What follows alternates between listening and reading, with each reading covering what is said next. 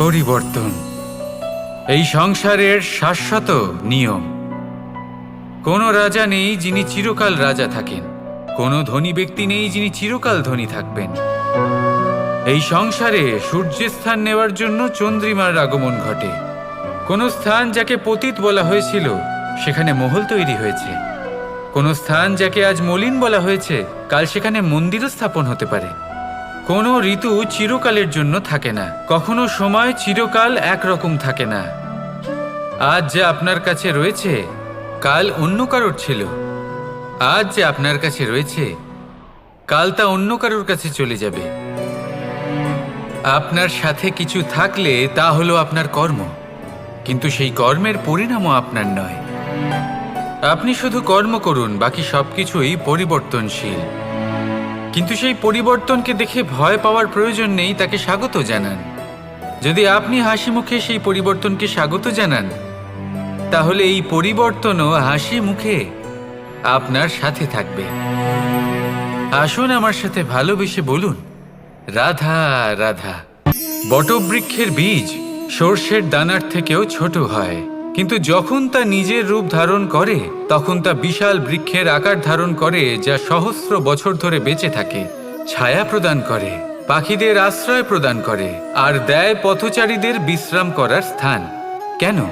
কারণ সেই ছোট বীজ তা মাটির ভেতরে গিয়ে নিজের খোলস ত্যাগ করে। অন্ধকারে থাকে সে, যতই আলো আসুক না কেন, যতই বর্ষা আসুক না কেন, সব সহ্য করে। আর তারপরে একটা চারা গাছ অঙ্কুরিত হয়, তারপর ধীর গতিতে একটা বিশাল বৃক্ষতে পরিণত হয়। দেখুন, জীবনে কঠিন সময় আসে, এই জন্য নয় যে আপনি হার মেনে নেবেন, এই জন্য আসে যাতে আপনি ভবিষ্যৎ নির্মাণের জন্য নিজেকে তৈরি করতে পারেন।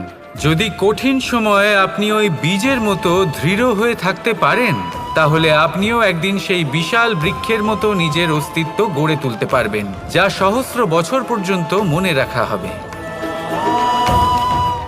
আসুন আমার সাথে ভালোবেসে বলুন, রাধা রাধা।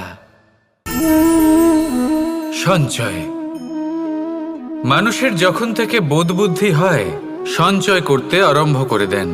সঞ্চয় করতে থাকেন ভোজনের, সঞ্চয় অর্থের, সঞ্চয় শক্তির। নিজের জন্য করেন, নিজের পরিবারের জন্য করেন, নিজের স্ত্রীর জন্য করেন, সন্তানের জন্য করেন, সন্তানের সন্তানের জন্যও সঞ্চয় করেন। সঞ্চয় করার জন্য ওনার কাছে অনেক কারণ রয়েছে, কারণ উনি এটা ভাবেন যে এই সঞ্চিত শক্তির জন্য কেউ ওনার কোনো ক্ষতি করতে পারবে না। মানুষ ভুলে যান একটা গুরুত্বপূর্ণ কথা, এই সত্য, উনি এই সংসারে খালি হাতেই এসেছিলেন, আর এখান থেকে ওনাকে খালি হাতেই যেতে হবে। যা এখানকার তা এখানেই থেকে যাবে। আর যদি কিছু ওনার সাথে যায় তা হলো ওনার কর্ম, আর কিচ্ছু নয়। তাই যদি কিছু অর্জন করতে চান তাহলে শুভ কর্ম অর্জন করুন, আত্মশক্তি অর্জন করুন, কারণ পরলোকে এটাই হবে আপনার সম্পত্তি। তাহলে কি এটা আপনি অর্জন করতে চান না? আসুন আর আমার সাথে ভালোবেসে বলুন, রাধা রাধা। সদিচ্ছা। দেখতে গেলে 3 অক্ষরে তৈরি এই শব্দ, কিন্তু সমস্ত ত্রিলোক তার উপরেই আধারিত। আপনি এই সংসারে এসেছেন, তখন অবশ্যই শ্বাস নেবেন, কিন্তু তার বদলে আপনাকে কিছু তো দিতেই হবে। আপনার উপর নির্ভর করছে আপনি কি দেবেন। কি দেবেন এই সংসারকে, এই সমাজকে, নিজের পরিবারকে, আর তার বদলে কি নেবেন? যশ নাকি অপযশ?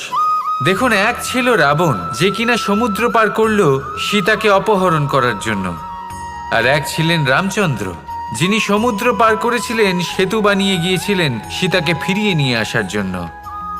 দুজনেই সমুদ্র পার করেছিলেন, শুধু পার্থক্য ছিল সদিচ্ছাকে বোঝার, লক্ষ্যের।